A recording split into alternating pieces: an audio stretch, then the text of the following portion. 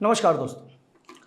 हम अपने रिश्तेदार बदल सकते हैं लेकिन अपने पड़ोसियों को नहीं बदल सकते। भूतपूर्व प्रधानमंत्री श्री अटल बिहारी वाजपेयी जी का ये स्टेटमेंट निश्चित तौर पर हमेशा प्रासंगिक रहेगा। लेकिन दोस्तों, क्या किया जाए अगर हमारा पड़ोसी पाकिस्तान के जैसा हो, जिसकी छवि आज आज़ादी के करीब 75 वर्षों के बाद भी एक ऐसे राष्ट्र के रूप में बनी हुई है जो न केवल आतंकवाद का निर्यातक है बल्कि उसका प्रायोजक राष्ट्र भी है। हाल के दिनों में आपको पता है दोस्तों कि अंतर्राष्ट्रीय स्तर पर तनावों में जिस तरह से पाकिस्तान ने मध्यस्थता करने की कोशिश की और उसकी कोशिशें कोई खास रंग नहीं ला पाई, ऐसे में एक बार फिर उसके इरादों पर सवाल उठना लाजमी है।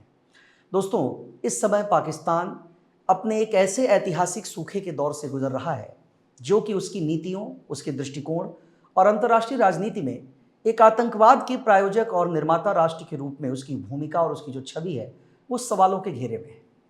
दोस्तों, मैं बात कर रहा हूं हाल में ऑपरेशन सिंदूर के बाद भारत ने जिस तरह से पाकिस्तान के संबंध में ये बयान दिया कि खून और पानी एक साथ नहीं बह सकता, और भारत ने ऐतिहासिक 1960 की सिंधु जल समझौते को रद्द करने की बात की, या यूं कहिए कि रद्द कर दिया। इसका प्रभाव आखिरकार अब पाकिस्तान में नजर आने लगा है। दोस्तों, हमें यहाँ पर बात करनी थी आपसे ऐतिहासिक उस समझौते के बारे में जिसे वर्ल्ड बैंक जैसी संस्थाओं की मध्यस्थता में संपादित किया गया, यानी कि प्रसिद्ध ऐतिहासिक सिंधु जल समझौते की बात कर रहा हूं मैं। दोस्तों, सिंधु जल समझौते की जो पूरी कवायद है, ध्यान से देखा जाए तो इसकी शुरुआत वर्ष 1947 में ही हो गई, जब भारत और पाकिस्तान का विभाजन हुआ। 1947 में विभाजन के बाद ठीक अगले ही साल 1948 में भारत ने पाकिस्तान जाने वाली नदियों का पानी रोक दिया, और ये स्थिति पाकिस्तान के लिए न केवल चिंताजनक थी बल्कि वहां के लोगों का जीवन पूरी तरह से अस्थिर हो गया, क्योंकि पाकिस्तान की 80% की लगभग खेती उन नदियों पर या उन नदियों के पानी पर निर्भर करती है जो नदियां भारत से होकर के गुजरती हैं। यानी मैं बात कर रहा हूं इंडस यानी सिंधु और उसकी अन्य सहायक नदियों के तंत्र के बारे में। दोस्तों, वर्ष 1949 से 1951 तक लगातार कोशिशें पाकिस्तान और भारत के बीच होती रही। पाकिस्तान तमाम प्रयास करता रहा, लेकिन ये समझौता, ये प्रतिबंध कोई खास राहत नहीं दे पाया पाकिस्तान को। और आखिरकार वर्ष 1951 में जब वर्ल्ड बैंक ने इसमें हस्तक्षेप किया, उसने मध्यस्थता की पेशकश की, तो आखिरकार 1952 से लेकर के 1960 तक के बहुत सारे प्लान्ड निगोशिएशंस का नतीजा निकल करके आया प्रसिद्ध ऐतिहासिक सिंधु जल संधि। दोस्तों, इस सिंधु जल संधि में हम लोग जानते हैं कि इंडस, झेलम और चिनाब, ये जो 3 पश्चिमी नदियां हैं, इनका नियंत्रण पाकिस्तान के पास है, जबकि रावी, ब्यास और सतलज, इन 3 नदियों के पानी का नियंत्रण भारत के पास है। हालांकि ये नदियां भारत से ही होकर के जाती हैं। सिंध नदी इसमें शामिल नहीं है, जिसका उद्गम चीन में होता है। वो नदी मुख्यतः इस नदी जल समझौते का हिस्सा नहीं है। लेकिन यहां पर यह देखने वाली बात है कि इस समझौते में जो सबसे उदार बात कही गई है, और इसे दुनिया की सबसे उदार जल संधियों में से एक माना जाता है। दोस्तों, इसमें यह कहा गया था कि भारत इन नदियों के तंत्र का करीब 20% हिस्सा यानी 33 बिलियन एकड़ फीट के लिए जो पानी है उसका इस्तेमाल भारत करेगा, और शेष 80% जल यानी 135 मिलियन एकड़ जो होगा उसका पानी इस्तेमाल करेगा पाकिस्तान। लेकिन इस उदारता की हमें क्या इसका परिणाम मिलता है, क्या हमें इसका बदला मिलता है?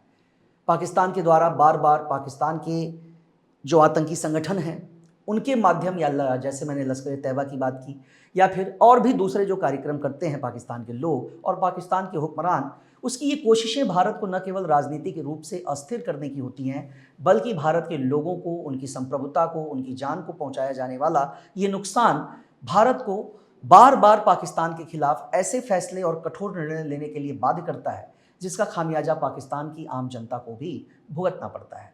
दोस्तों, जैसा कि मैंने यहाँ पर कहा कि भारत ने स्पष्ट कर दिया कि खून और पानी एक साथ नहीं बहेगा, और उसी के बाद से ही दोस्तों भारत ने इस नदी जल समझौते को रद्द कर दिया। सबसे बड़ी बात है कि इस नदी जल समझौते को, जो 1960 में इंडस वाटर ट्रीटी के नाम से जाना जाता है, जिसके 80% पानी का इस्तेमाल पाकिस्तान कर रहा है और 20% पानी का इस्तेमाल भारत, इसे रोकने के बाद पाकिस्तान की हालत दोस्तों बहुत खराब है। पाकिस्तान में अगर देखा जाए तो कई तरह की समस्याएं खड़ी हो रही हैं, जैसे वाटर स्कैर्सिटी है, एग्रीकल्चरल इंपैक्ट है, एनर्जी क्राइसिस है, इकोनॉमिक एंड सोशल अनरेस्ट होगा, और एनवायरमेंटल कॉन्सिक्वेंसेस भी इसमें शामिल है। लेकिन बावजूद इन सारे प्रतिबंधों के, इन तमाम आरोपों के कि पाकिस्तान की छवि आज एक ऐसे भिखारी राष्ट्र की बन चुकी है जिसका कोई अस्तित्व नहीं है, जहां आज तक वर्तमान की परिस्थितियों को अगर छोड़ करके भी बात करें तो आज तक आज़ादी के बाद कभी कोई भी सरकार अपना कार्यकाल पूरा नहीं कर पाई। कहने के लिए जो वहाँ के वर्तमान प्रधानमंत्री हैं वो सिर्फ नाम मात्र के प्रधानमंत्री हैं, वास्तविक नियंत्रण आज भी वहाँ की सेना के हाथ में है। और सेना निश्चित तौर पर चाहे बात बलूचिस्तान की करें, चाहे खैबर पख्तूनख्वा क्षेत्र की करें, इन सभी क्षेत्र के लोगों के साथ पाकिस्तान का दोहरा रवैया और उन लोगों को दुश्मन जैसा महसूस कराना, ये स्थानीय स्तर पर पाकिस्तान में गृह युद्ध की आशंकाओं को और मजबूत करता है। दोस्तों, पाकिस्तान की खेती का एक बड़ा हिस्सा, जैसा मैंने कहा कि 70 से 80% हिस्सा इन्हीं नदियों के जल पर निर्भर करता है। ऐसे में पाकिस्तान के लिए अगर ये कहा जाए कि एक एक बूंद पानी के लिए आने वाले समय में पाकिस्तान तरस सकता है, एग्रीकल्चर सेक्टर दम तोड़ सकता है और वहाँ के लोग दाने दाने के लिए मोहताज हो सकते हैं, तो इसमें कुछ भी गलत नहीं है। हालांकि ये दुविधा और दुख की बात है कि वहाँ के हुक्मरानों और नीति नियंताओं की नीतियों का खामियाजा वहाँ की आम जनता भुगतने के लिए मजबूर है। और शायद यही कारण है कि पाकिस्तान के भीतर भी उसकी सरकार के खिलाफ असंतोष के स्वर लगातार बुलंद हो रहे हैं।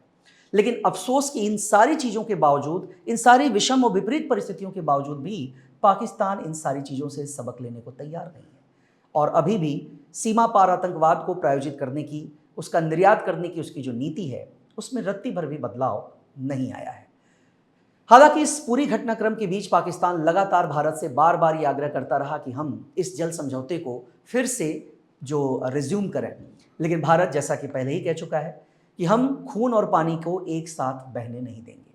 दोस्तों, जिस हिसाब से क्लाइमेट चेंज हो रहा है, जिस हिसाब से जलवायु परिवर्तन लगातार दुनिया भर में एग्रीकल्चर सेक्टर के सामने सबसे बड़ी चुनौती बनकर खड़ा है, खाद्यान्न संकट की आशंकाओं को भी खारिज नहीं किया जा सकता। ऐसे में पाकिस्तान जैसे राष्ट्र का कृषि क्षेत्र इस तरह से अगर सफ़र कर रहा है उसकी अपनी नीतियों की वजह से, तो निश्चित तौर पर यह पाकिस्तान के अस्तित्व पर सवालिया निशान खड़े करता है। एक ऐसा राष्ट्र जो पिछले 75 सालों से लगातार अस्थिर बना हुआ है, क्या आगे बहुत जल्द वो अपनी अंतिम सांसें गिनेगा? सोचने वाली बात है। वहाँ के नीति नियंताओं की बात करें, वहाँ के प्रधानमंत्री या सेना प्रमुख की बात करें दोस्तों, तो आप जानते हैं कि वो किस तरह से खैबर पख्तूनख्वा और बलूचिस्तान क्षेत्र के लोगों को हथियार उठाने के लिए मजबूर कर रहे हैं। बलूच लिबरेशन आर्मी यानी BLA के द्वारा हाल के दिनों में वहाँ की सेना पर किए गए हमले या फिर आत्मघाती हमले जो भी वो लोग अंजाम दे रहे हैं, ये सब उसी की प्रतिक्रिया है। लेकिन इससे कोई सबक न लेते हुए पाकिस्तान के शासक, पाकिस्तान का शासक वर्ग और नीति नियंता सिर्फ अपने निजी और संकीर्ण हितों की पूर्ति में व्यस्त है। भारत चूंकि अंतर्राष्ट्रीय फलक पर लगातार अपना विस्तार कर रहा है दोस्तों, और इस बात की संभावनाओं से इनकार नहीं किया जा सकता कि बहुत जल्द हम दुनिया के सबसे सर्वाधिक शक्तिशाली राष्ट्रों की सूची में शामिल होंगे। चाहे बात निर्यात की हो, बात मैन्युफैक्चरिंग सेक्टर की हो, बात अंतर्राष्ट्रीय मुद्दों पर भारत की राय की हो, या फिर हाल के दिनों में चाहे मिडिल ईस्ट में जो तनाव का माहौल रहा, ईरान, इजराइल और अमेरिका के बीच युद्ध की परिस्थितियां हों, यूक्रेन और रूस के बीच जो लगातार युद्ध पिछले करीब 4 सालों से चल रहा है, उसे रोकने के लिए भारत की जो नीतियां हों, भारत के जो प्रयास रहे हों, या फिर दक्षिण पूर्व एशियाई देशों में जो तनाव धीरे धीरे बन रहा है, जो टेंशन क्रिएट हो रहा है, जिस तरह से ये चिंगारी सुलग रही है, ये किसी शोले का रूप न ले, इसके लिए भी भारत की कोशिशें प्रशंसनीय है। देखना यह है कि आने वाले भविष्य में पाकिस्तान का भविष्य क्या होता है, कैसे पाकिस्तान अपने नागरिकों के लिए पीने के पानी और उसके अलावा अपनी खेती के लिए जीवन रेखा कही जाने वाली नदियों के पानी को फिर से हासिल कर पाता है। ये सब कुछ भविष्य के गर्भ में पड़ा हुआ है। ये सारे सवाल भविष्य के गर्भ में हैं, तो देखना यही है दोस्तों कि इसका क्या भविष्य होता है, क्या परिणाम होता है। क्या एक बार फिर से पाकिस्तान घुटनों के बल आएगा? क्या जिस तरह से ऑपरेशन सिंदूर को रोकने के लिए 60 से भी ज़्यादा बार उसने अमेरिकी सरकार से रिक्वेस्ट की, गिड़गिड़ाया, निश्चित तौर पर उसे इस मामले में भी शायद गिड़गिड़ाना चाहिए। भारत के सामने और अपनी आतंकवाद को प्रायोजित करने की नीतियों पर न केवल रोक लगानी चाहिए, बल्कि अंतर्राष्ट्रीय समुदाय के साथ भारत को भी भरोसे में लेकर तब उसे इस संधि को फिर से रिज्यूम करने की कोशिशें करनी होगी। वरना जैसा मैंने कहा कि पानी और खून एक साथ नहीं बह सकते। अपनी राय से मुझे जरूर अवगत कराएं दोस्तों। मिलते हैं अगली बार फिर से किसी और मुद्दे पर ऐसे ही चर्चा के लिए। माध्यम IAS के इस ऑनलाइन मंच से मैं विनोद श्रीवास्तव। नमस्कार।